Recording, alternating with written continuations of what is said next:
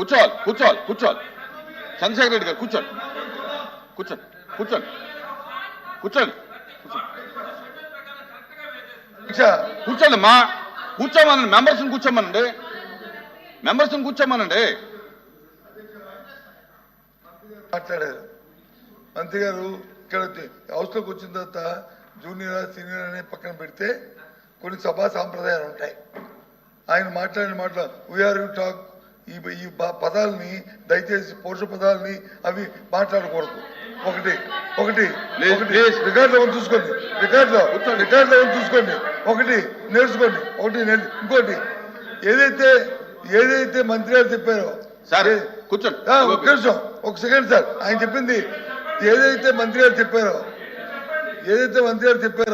400 కోట్లు 4,000 కోట్లు మేము బకాయి పెట్టామని అవన్నీ వాస్తవ విరుద్ధం.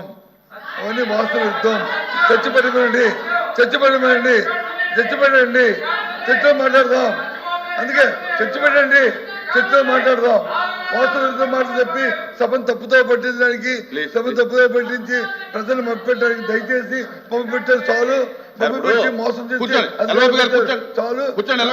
ఇంకా ఇక్కడ నుంచి అనుకోండి. మంత్రి గారు వాయిదా తీర్మానం తిరస్కరించిన తర్వాత దాని మీద ప్రభుత్వం తరపున మీరు వాదనగా దిగటం, మీరు క్లారిఫికేషన్ ఇవ్వటం అనేది అది కాదు.